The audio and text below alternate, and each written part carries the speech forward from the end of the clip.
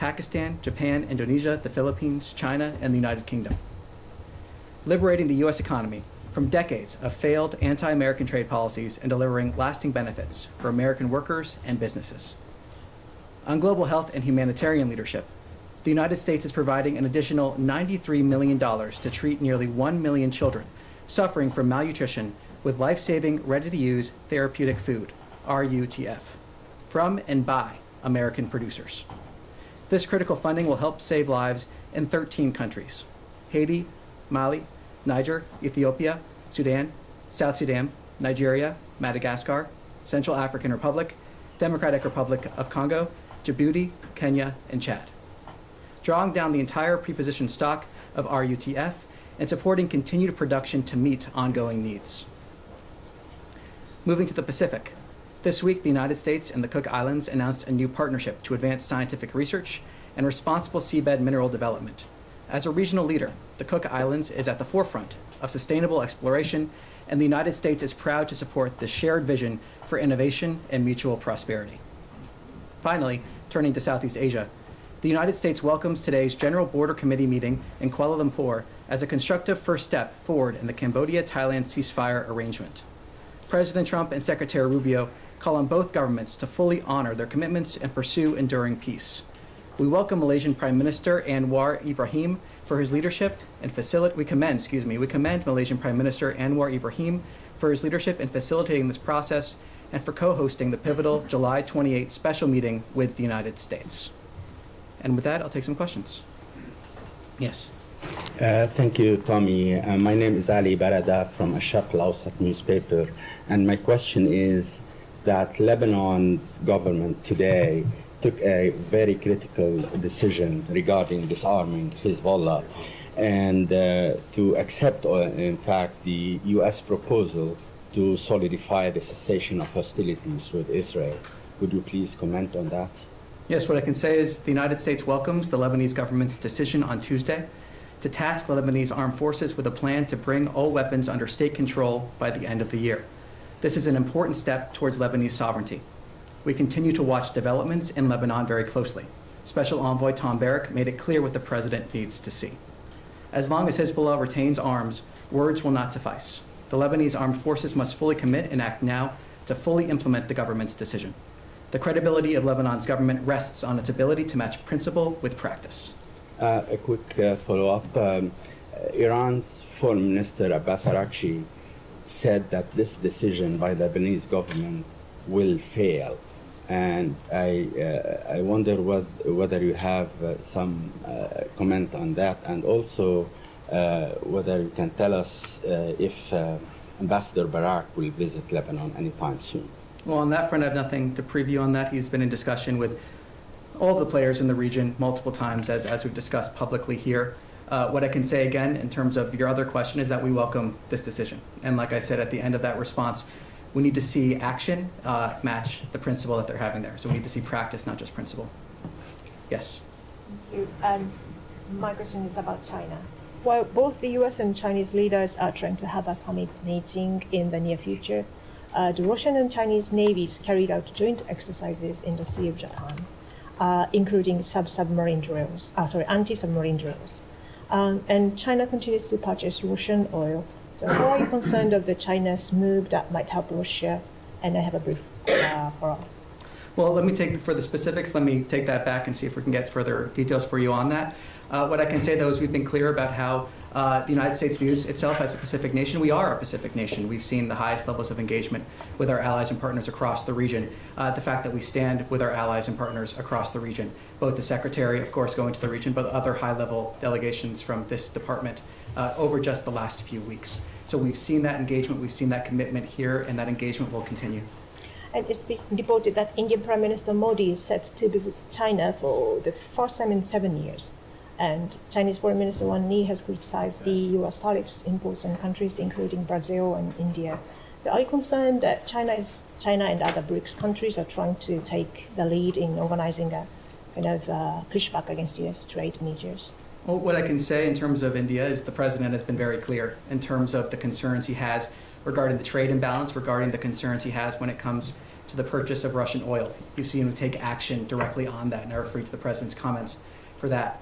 India is a strategic partner with whom we engage in a full and frank dialogue. That'll continue. The Secretary also spoke to that. Like anything in foreign policy, you're not going to align 100% of the time on everything. But it is very clear, the President's been clear, the concerns that he has with the trade imbalance, the concerns he has with India purchasing Russian oil. He's been clear on that. He's taken action, and I refer you to his comments for further on that. Yes. Noting, hi, hope you're doing okay. Noting your statement on Lebanon a moment ago, I mean, I know you said that the U.S. will be watching developments, but the U.S. has not been like a passive player in the Lebanon situation. It's been very active.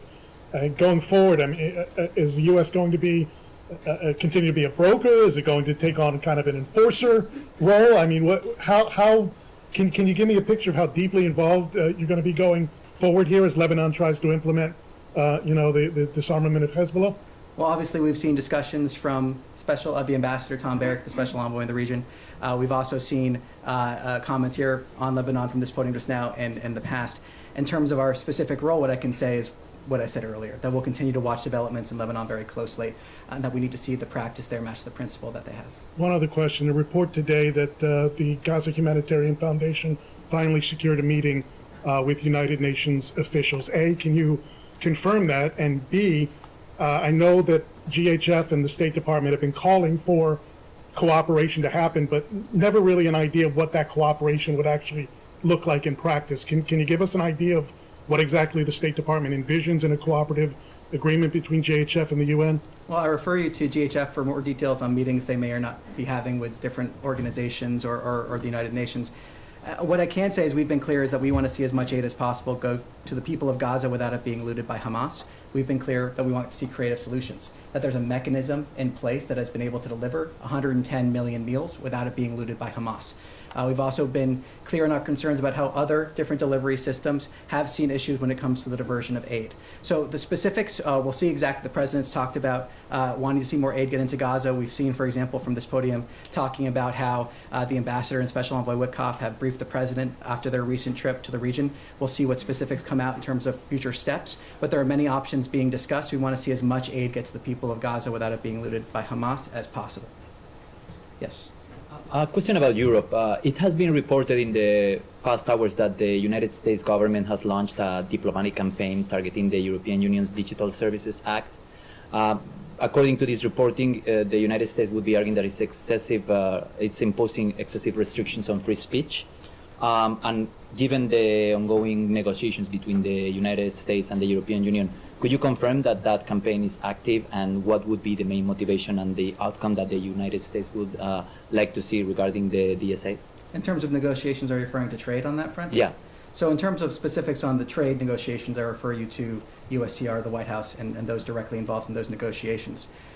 We have been clear from the beginning of this administration the importance this administration places on free speech. That is something that the Vice President spoke to in Munich when he said democracy rests on the sacred principle that the voice of the people matters. We shouldn't be afraid of our people, even when they express views that disagree with their leadership. This has been an honest and frank conversation that we have been having with our partners in Europe around the world, the importance that we place on free speech, and that importance is going to continue. Yes. Thank you. Asking about President Trump and the potential summit with Russian leader Vladimir Putin. I know White House officials have said that for that meeting to take place, Putin needs to be willing to meet with Ukrainian President Volodymyr Zelensky. But I was wondering, can you put a fine point on that? Is there any world in which this summit between President Trump and President Putin can happen without Putin agreeing to a Zelensky meeting as well? Well, I'm going to refer you to the White House on that one for details on the president's schedule. What I can say is looking backwards, as the Secretary has described, we have been in continual communication with our partners in Europe, continual communication with Ukraine. Our ultimate goal is to end this conflict, get the parties to the table, see the ceasefire and the long and enduring peace. But for details on the president's schedule, I'll refer you to the White House. Yes. Rachel with Lilly Broadcasting, good to see you.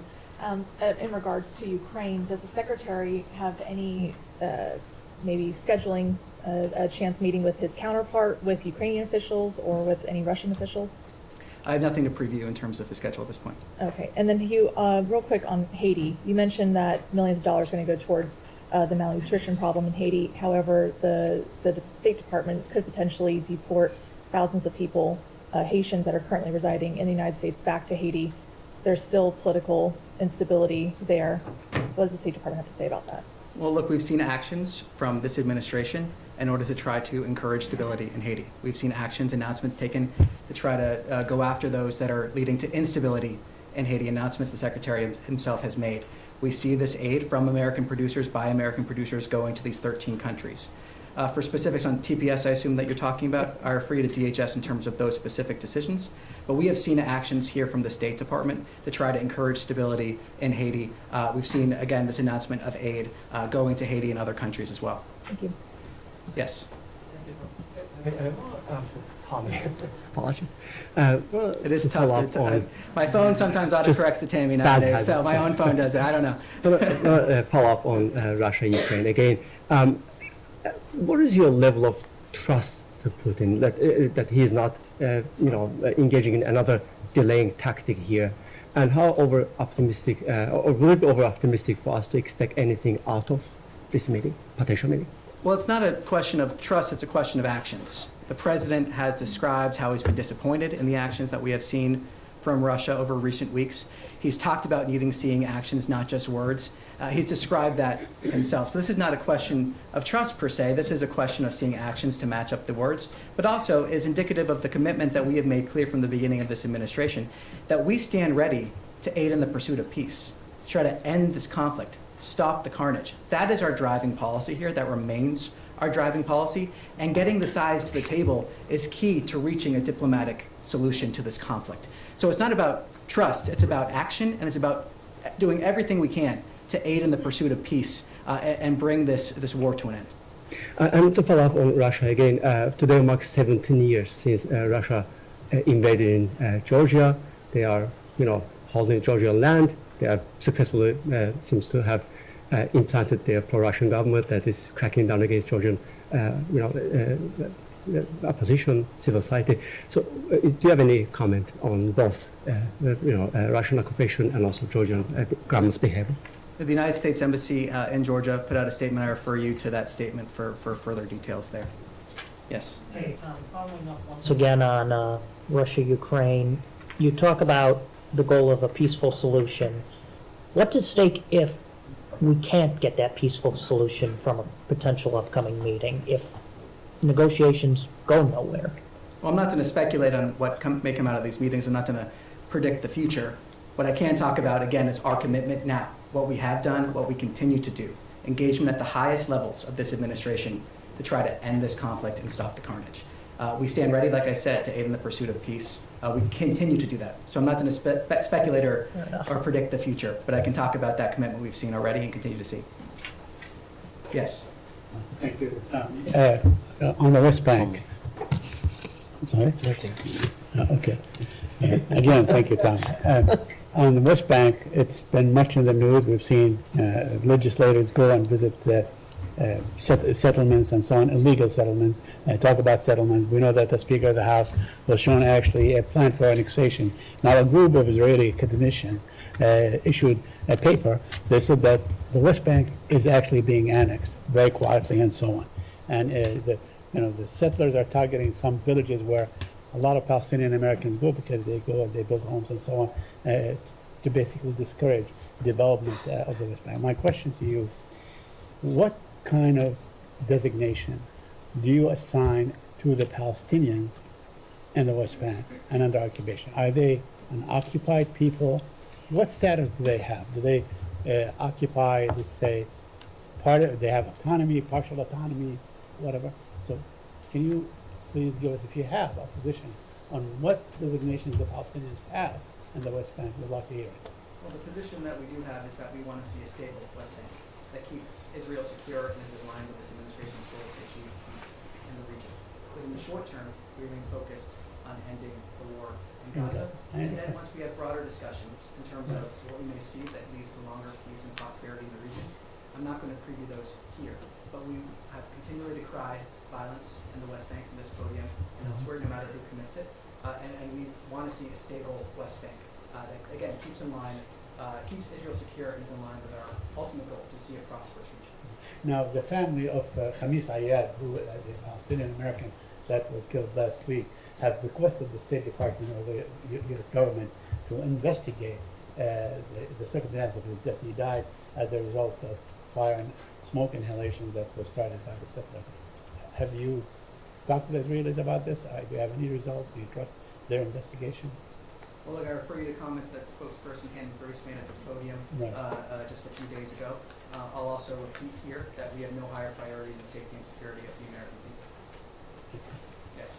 Thank you, Thomas. I have two questions. One is related to Europe and the relationship with the U.S. So we've seen in the war in Ukraine a big division in Europe and the inability to sort it out. And how much the issue that we're seeing in Europe, this division, forced the President of the United States to take it over and say, hey, I have to deal with this and try to meet Putin, because the European were unable to kind of put on the table Zelensky and Putin. Well, the president has been clear he wants to see our European partners step up in a variety of different areas. We saw, for example, the recent NATO deal in terms of weapons being sold to NATO, and then they can then give those weapons to who they wish. The president is a deal maker, as the secretary was describing just yesterday. He is a deal maker, and he's able to reach deals on behalf of the American people, but then also that lead to a safer world. So the president stands ready, like I said, to aid in the pursuit of this peace, but he has also been clear that we need to see our European partners stepping up in terms of defense spending, in terms of a whole variety of other measures here, and that remains in terms of needing to see our European partners also step up.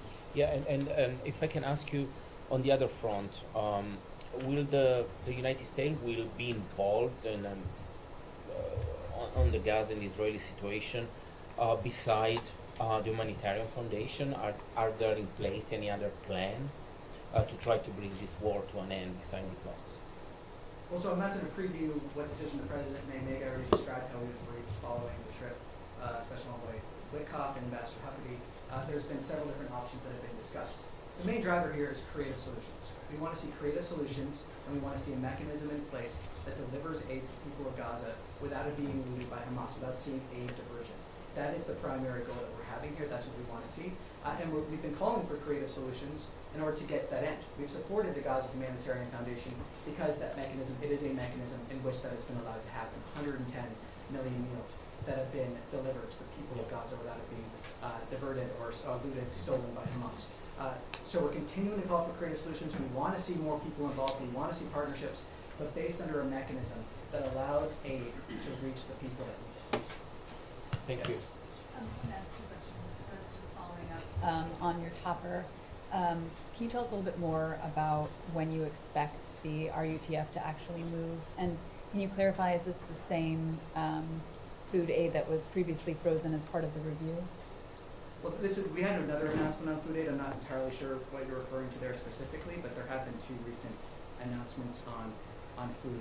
What I can say in terms of this proposal is that this proposal is for 11,285 additional metric tons of RUTF under this award. In terms of these commodities are currently held in warehouses operated by the RUTF, and they're produced by producers in Rhode Island or Georgia.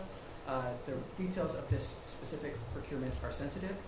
It is ongoing. We've announced this intent to have the $93 million worth of drawing down and an additional procurement. When we have additional information in terms of exact timing.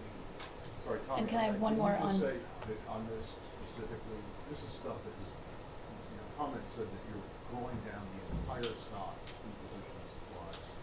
And then replacing it as well. So it's Yeah. But all of this stock that you're distributing, this 1,285 tons, was actually purchased and sent to these warehouses in the previous administration. Is that fair? Well, I'll find out exactly when it was sent. I know that there's the 11,285 additional metric tons. So in terms of the breakdown of how much of that is additional versus pre-positioned, I can't speak to Well, now. you said it was additional, an additional 93 million. Okay. Yes, excuse me. That was request for proposals to producers for the additional 11,285 metric tons. So that's all going to be new. That was the request for proposal for additional metric tons. That is what I have here in terms of making sure I get you the exact specifics on the numbers. I just can- want to know yeah. if this is food assistance that this administration has put into these warehouses, or if it was food assistance that was put in under the previous administration, some of which, as we know, was destroyed.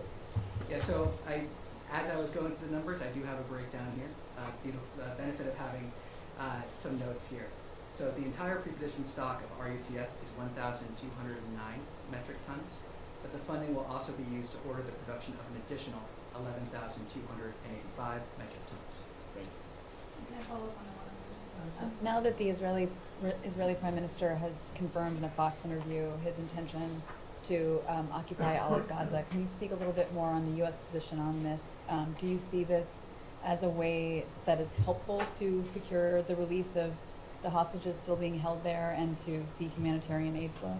Well, what I can speak to is our policy and our initiatives here. And our three focuses, as the Secretary outlined yesterday, remain getting humanitarian aid into Gaza without it being looted by Hamas, remains seeing the hostages released, and remains making sure that Hamas cannot continue to exist, because there can be no long-term prosperity with Hamas as a governing force or otherwise within Gaza.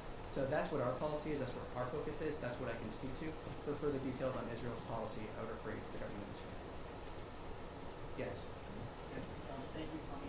I wanted to follow up on my colleague's question about India, because I understand we've certainly heard, as you mentioned, the president's frustration and upset about India purchasing Russian oil, but we've seen a longer-term tension, it seems, rising in U.S.-India relationship. We saw Indian officials back in May who were upset about the president talking publicly about a role in having brokered a ceasefire between India and Pakistan. We saw the meeting with the Prime Minister of India that was supposed to take place at the G7 in June canceled because the president had to leave early to return to Washington, and now this tension over tariffs. Is there a concern from this department or the secretary about an overall worsening in the relationship with India and the potential for India to be turning more to China and away from the U.S. at a time when the U.S. looks to India, has been looking for many years to India as a partner? Well, what this is about is an honest, full, and frank dialogue about real concerns that this administration has, that the president has outlined very clearly, addressing those concerns through his actions. He's spoken about them, whether it's about purchase of Russian oil, whether it's about the trade imbalance. Addressing those concerns is important, and that's part of what it means to have a frank dialogue, to address those concerns that you have, and then hopefully have conversations to see those concerns addressed. So the president's been very clear. His concerns about what he has seen from India speak for themselves. He's truthed multiple times about it. But ultimately, this is about a frank and full dialogue, and that's what it means to advance American interests. That's what it means to really have full diplomatic dialogue with partners to address concerns that we need to see addressed. Come to the back of the room. Yes. Thanks. Earlier today, President Truth, and this is how we call it, right, Truth, that he was hoping that all Arab nations would join the Abraham Accords. Do you have concern that Israel's decision to take over Gaza completely will, if not delay, really kind of jeopardize the ability to move forward with the Abraham Accords? Well, I'm not going to predict the future or speak for the opinions of other governments. What I can say is that President Trump is a deal maker. President Trump wants to see peace and constructive dialogue. He knows how to make a deal. He knows how to bring people to the table. That has been evident both in the previous administration when we saw at the beginning of the Abraham Accords and now the Abraham Accords then being something that many people thought would not have been possible, and yet he still was able to accomplish that with many different nations joining the Abraham Accords. So I think what's clear is that the president can accomplish what many people think is not possible. I'm not going to predict the future or speculate on how others may view certain actions, but the president remains committed on this. He's made that clear. Yes. Thank you. In his interview yesterday, Secretary Rubio made it clear that of Russia and Ukraine, the U.S. would have to bring them close enough in order for a meeting involving President Trump to be worthwhile and productive. As of right now, are they close enough?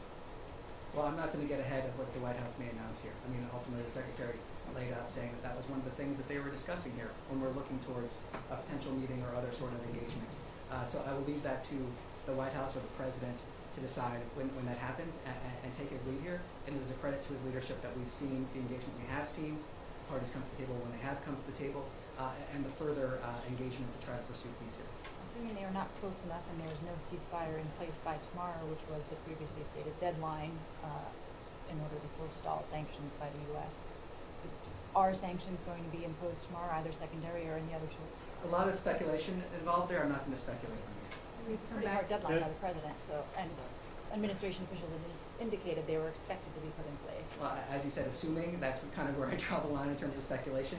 I'll refer to the White House to speak more to the president and defer to the president. I want to get ahead of him, but not to speculate from here. One last finer point question.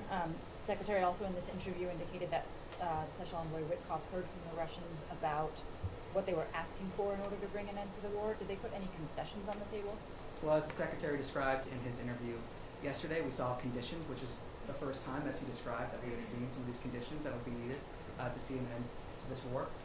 I'll leave it to him to characterize what we saw from the Russians, and conditions is the word that he used. In fact, the human rights report. Thank you so much. Tommy, 2 questions on Syria. As President Trump has instructed the State Department to review the removal of Syria's sponsor of terrorism status, will that happen soon? And what would that mean in terms of sanctions? Sorry, repeat your question one more time. Yeah. President Trump has instructed the State Department to review the removal of the Syrian sponsor of terrorism status. Will that happen soon? And what would that mean in terms of sanctions? I'm not going to preview the finalization of certain sanctions announcements. When we have something to announce, we'll announce it. What I can say, as the President has said, as Special Envoy Barrack has said, as the Secretary has said, we want to give Syria a chance for greatness. And that Syria is at a critical crossroads here when it comes to the ability to achieve that. So we continue in dialogue here. We continue having the conversations with all different stakeholders in the region. When we have something to announce, we'll announce it. And the second question, as you are mediating the negotiation between the Syrian Democratic Forces and the Syrian government, have you seen any progress in these negotiations recently? And last week, Tammy said that the U.S. position has not changed on the evolution of these negotiations. Can you clarify that whether the U.S. dictating the Syrians and SDF in these negotiations, or if you are leaving that for the Syrians to make decision if they want a federal state or if they want to have a centralized state? Well, Special Envoy Barrack has spoken about this. I'm not to go further than his comments in terms of talking about sensitive conversations between different parties. I refer you to his comments on more detail there. Yes, Michelle, I'm back. Thank you. I'm sorry, I'm sitting way back. Can you explain why the State Department is rewriting the human rights report? I understand it's coming out soon, but it's been changed, and you're dropping certain things like LGBTQ rights. Just explain why. Yeah, what I can say is that this human rights report, in terms of the one that is set to come, just for people watching at home, is set to talk about 2024. It is a series of reports for different countries.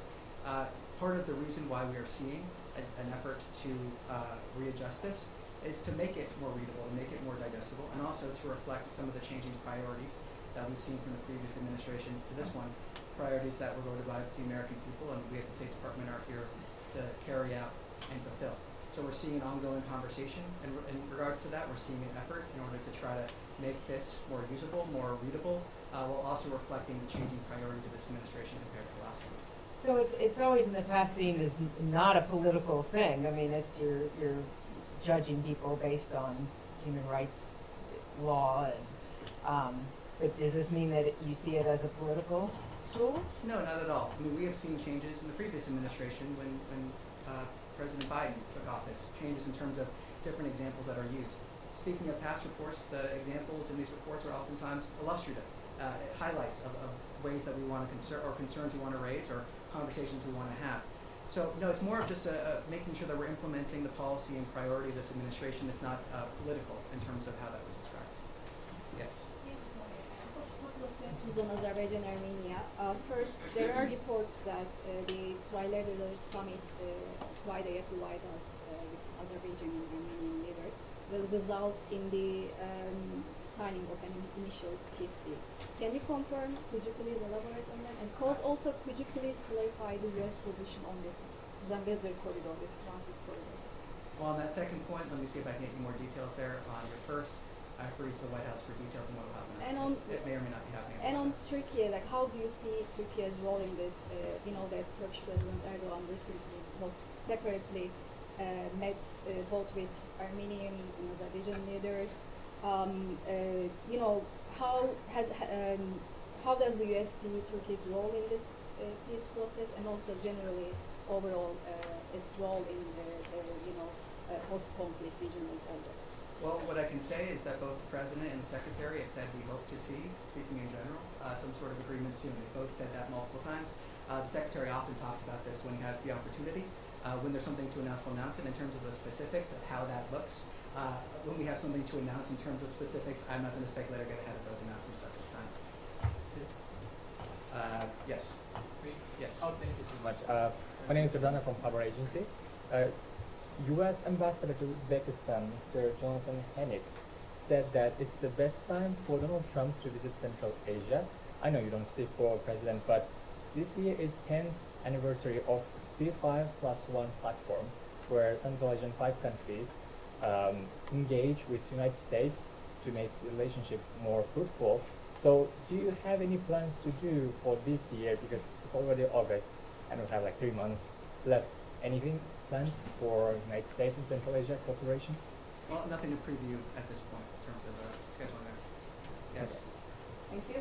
My name is Nazira Karimi. I'm Afghan journalist. I have two questions, sir. One question is any update about U.S. policy toward Taliban regime. Number two, Foreign Minister of Taliban had a plan to visit Pakistan. There is rumor that United States stopped him, prevented his visa. Is it true? And my second question, President Trump said we are going to help Afghan allies to come to the United States, the people who has a SIV visa. Which kind of help U.S. authority will prepare for them? Because a lot of them waiting in Doha, Qatar, Abu Dhabi, Pakistan, and different part of country. So a couple questions Thank there. you. I believe on your second regarding Pakistan, I'm not going to comment on rumors from this Visas, podium. Mutatis visas. Yes, so I'm not going to comment on rumors from this podium. In terms of your question on SIVs, we see a continual processing of SIVs.